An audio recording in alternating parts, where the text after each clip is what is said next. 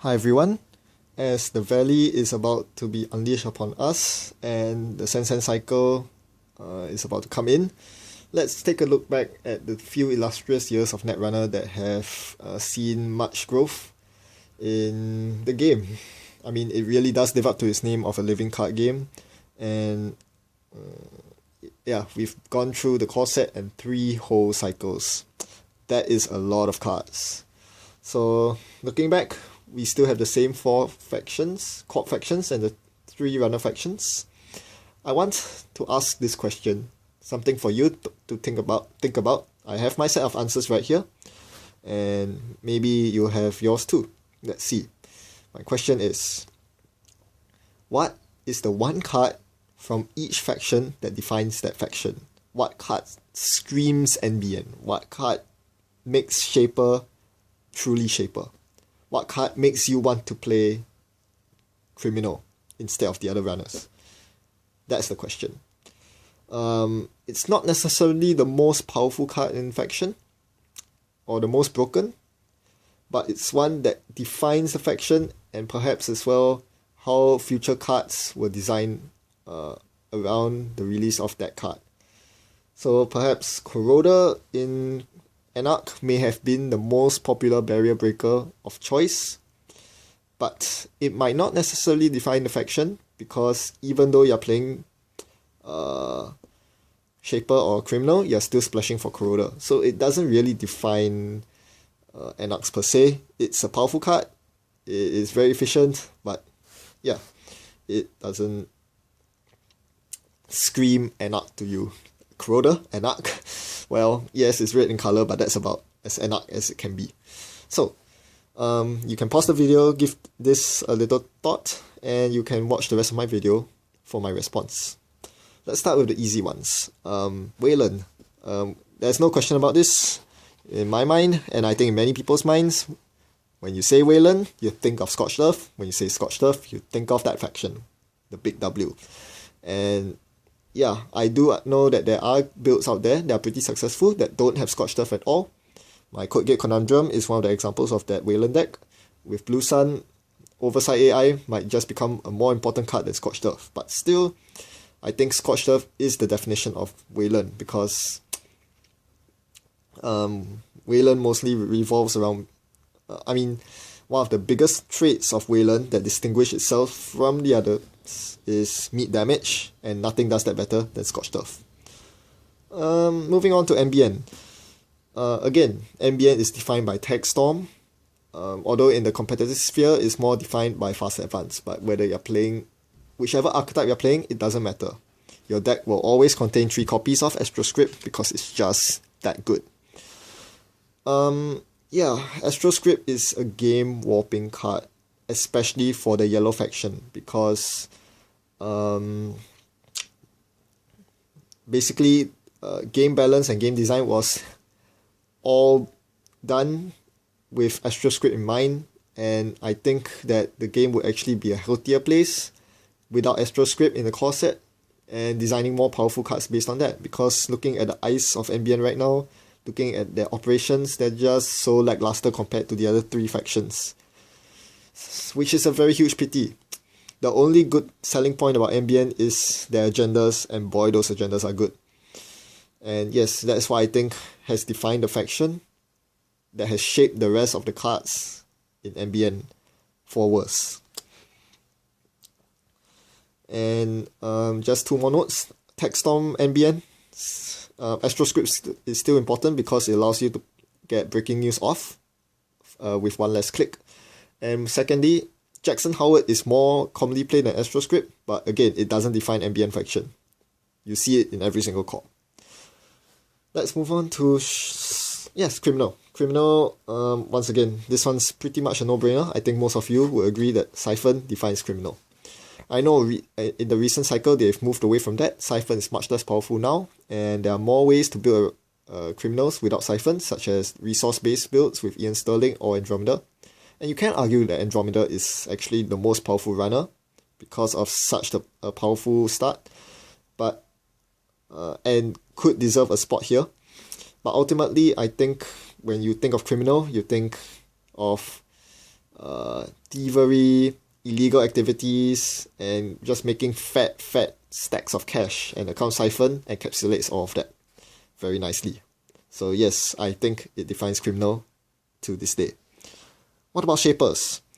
Now, shapers are known for lots of things. They are known for being big rig, having lots of massive programs, including magnum opus, which is not an icebreaker but generates lots of economy. Yes, lots of shapers rely on magnum opus as economy, and it's pretty good. But I think above that, what really defines shapers is their ability to bring out these programs, cheat them onto the board. Think of the test run scavenge combo or the personal workshop stim hack combo. Those are very notable parts of being shaper and a big reason why they're successful.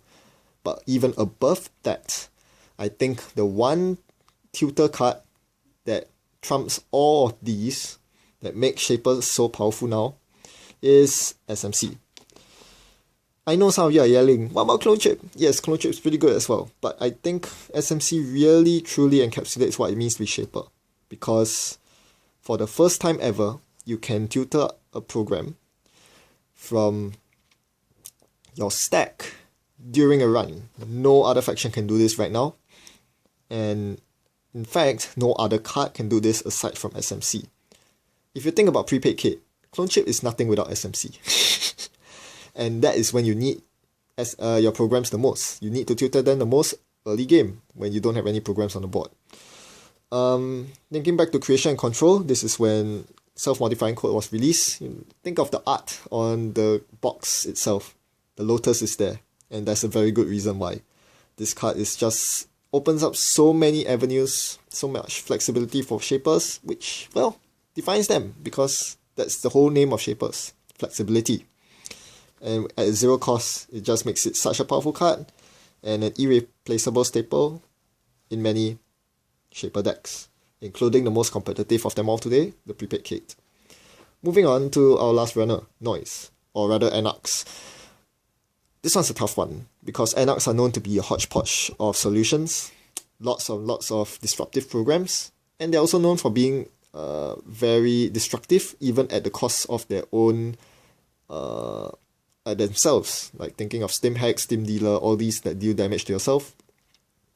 It's very hard to find a single card that encapsulates all of that Anarch spirit.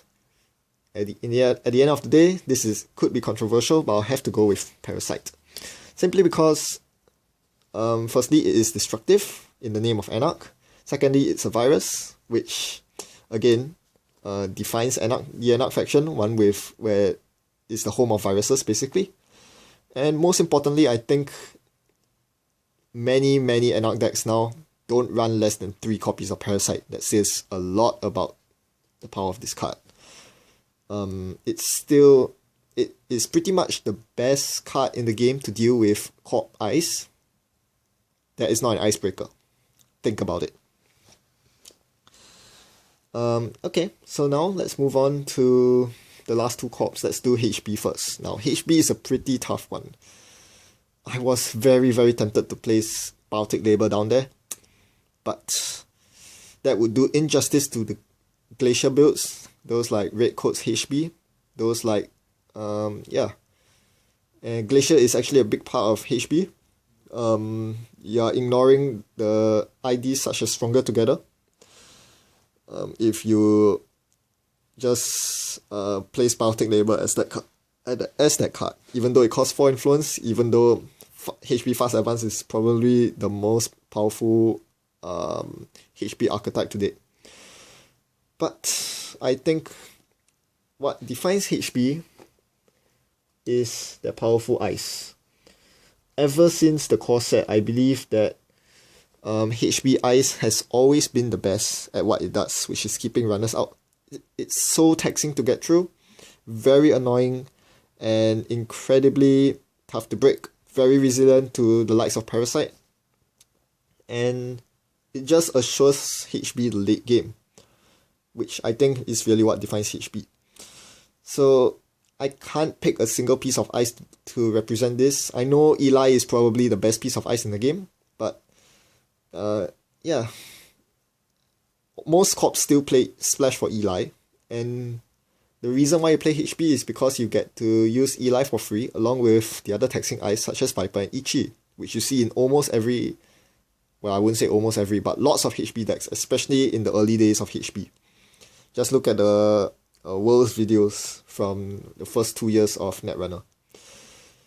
And I think HB is also largely very much defined by the ID itself, engineering the future. Again, this is an ID that has warped the game design for HB. They have to be more conservative with printing purple cards simply because they have to keep in mind that anyone who plays engineering the future can just amass a bucket load of credits. Easily 20 plus credits in a single game just by installing stuff. It's ridiculous. The sheer power of engineering the future is so powerful that in top tier competitive play, you don't see any other HB ID, even though at least 4 or 5 of them have been printed so far. The one that has gotten the closest is Cerebral Imaging, and even then, it was only for a very short stint of time where Scotch CI was a thing. So yeah, all in all, the sheer raw power of economic power of the ID and the strong infection ice is what I think defines HB. I can't put a single card down there. It doesn't do it justice. Finally, Jinteki. My knee-jerk reaction, along with many of you, I'm sure, is Snare. I don't think it's Snare anymore. Because from the early days of Jinteki, which used to be based on net damage and word compression, it has now evolved into one where putting the runner in a bind and making it taxing just like HB is now the new form of Jinteki. Net damage is part of, Flatline isn't part of the plan. Flatline isn't the primary goal anymore with some of the new Jinteki decks, new meaning post honor and profit. And the one card that I think really solidified Jinteki as a tier 1.5 to tier 1 faction to play is Caprice Nisei. Sad but true. Caprice Nisei is integral to making Tenin Institute Fast Advanced work, and obviously for making RP Glacier work. It has the exact same function as Nisei Mark II, which was in the core set, but there are two very distinct differences. Firstly, it doesn't require you to score an agenda. You just need to draw it and you can immediately use Caprice Nisei. Secondly, and most importantly, it has the potential to keep the runner out of a single server for an entire turn. Nisei Mark II can't do that. Nisei Mark II can only end the run once. Caprice Nisei can theoretically end the run an infinite amount of times. And this is what gives Jinteki its raw power. The ability to keep the runner out of your servers at will is something Jinteki badly needed to push it to the competitive level. And while Flatline Jinteki doesn't really need Caprice Nisei, I think most decks will want Caprice Nisei as some form of central defense, because if you're not playing this ID, your centrals are still more porous than whatever traps you can set up. And Caprice Nisei still does define the Jinteki spirit of mind games. Side games, mind games, it's kind of the same as installing assets like snares in ambushes like snare in a remote. So yes, all in all, I think the moral of the story from looking at all of this is that the core set has really formed the backbone of this game. Unlike most other games where power creep just renders old cards useless. Looking at this list here, 1, 2, 3, 4.